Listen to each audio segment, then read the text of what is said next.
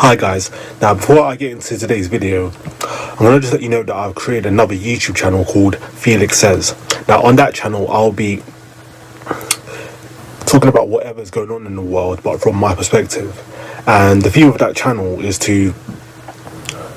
not to care too much what people think about me because I'm too busy doing what I want to do. And also I'm going to use this moment to plug my Instagram as I'm close to 200 followers on there. So it will mean a lot if you follow me on Instagram and if you checked out the other channel. But enough about that. Let's go on to today's video.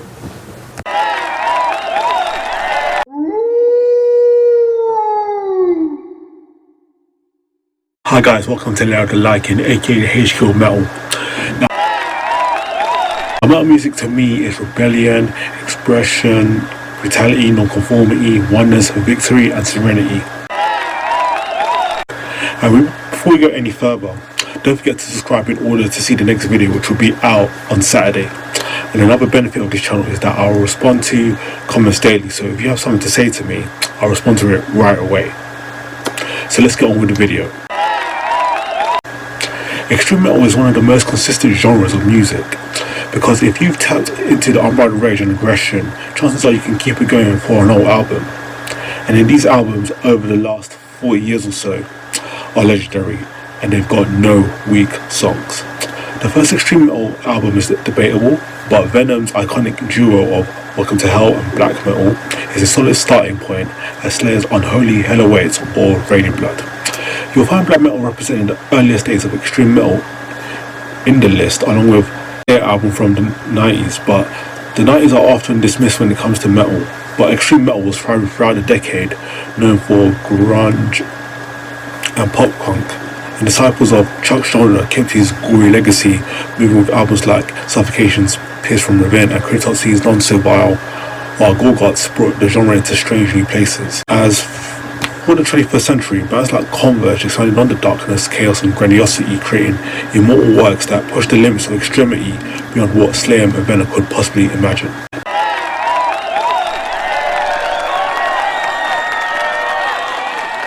The entire metalcore genre can be traced back to one album, At the Gates, Slaughter of the Soul.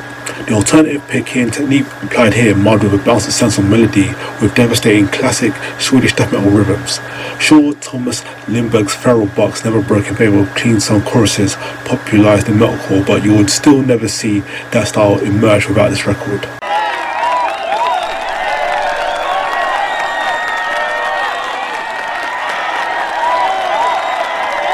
Jada remains the alpha and omega of metalcore, a record whose influence finds its way into all sorts of different acts, from the demented and insanity noise of Concubine to the atmosphere and ascendancy of its title track. It encapsulated everything that was happening in metalcore up to that point, and progressed even further.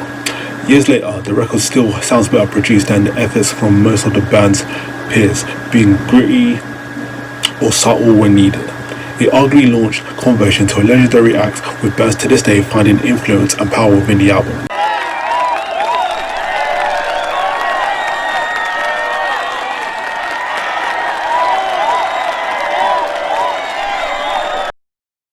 Technical death metal may sound a tad bit redundant, since the instrumental virtuosity is a fundamental trait, almost a necessity to the overarching genre, but there is nevertheless a large number of groups, from Syphilic Carnage to Gorguts to Nile, that run overclear rings around the competition. Canada in particular has produced bands like Montreal's Cryptopsy and their classic Non-Servile.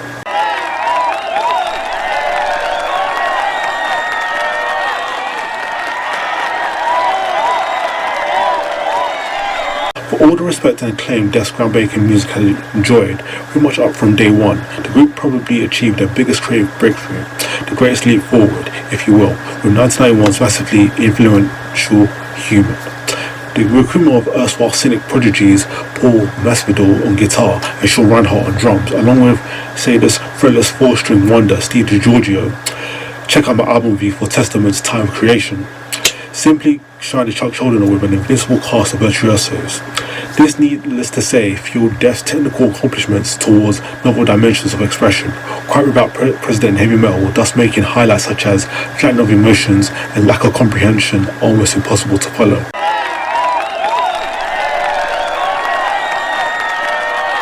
While most new metal acts were busy chugging and grooving, the Dillinger Escape Plan were the furthest thing from the popular strike-down approach. Spiral guitar playing and constant tempo changes serve as a proper background for the band's first vocalist, Dimitri Miranakis, to turn this album into a metallic tantrum.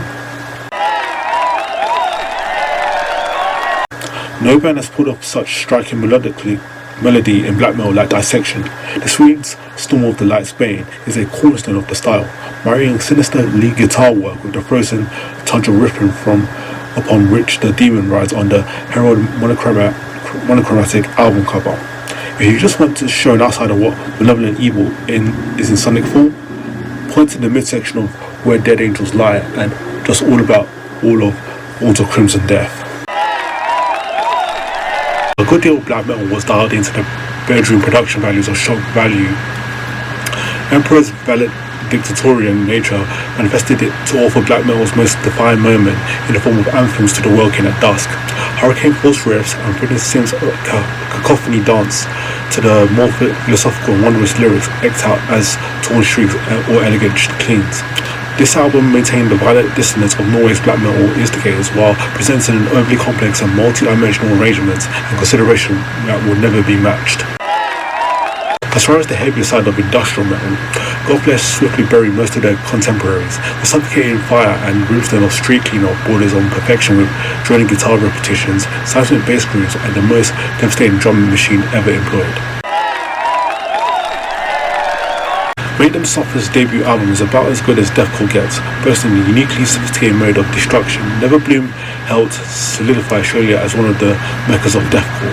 Survey a group of metalheads and ask them what the greatest death metal album ever recorded is, and also you'll find many who mention Morbid Angel's iconoclastic debut, Autos of Madness. Like a death metal Tony Iommi, Trey Exakutov's commanded tectonic riffs to the tune of Maze of Torment and Immortal Rites, while David Vincent's demonic barking blasphemed its way through nearly 40 labyrinth minutes. After the monumental Blackwater Park, Opeth fans thought their favourite Swedish metalist couldn't get any more perfect. However, to many, Ghost Reveries is Opeth's quintessential death metal masterpiece, packed with 10-minute compositional works bordering virtuosic.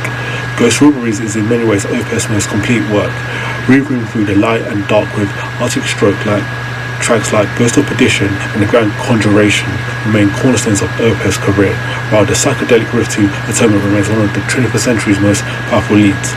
Michael Ackerfeldt's finest death metal guitarist Garvels arguably reside within Ghost Reveries as some of his most gorgeous clean singing.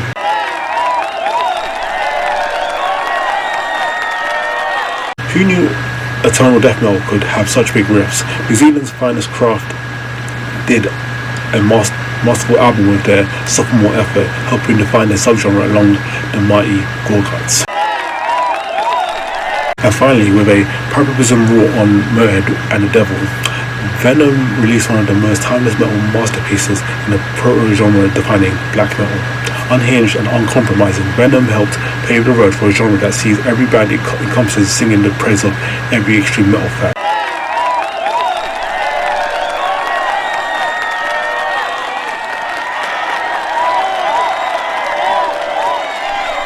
Reminder to subscribe in order to see the next video, which will be out on Saturday. And another benefit of this channel is that I'll respond to comments daily, so if you have something to say to me, I'll respond right away. Other than that,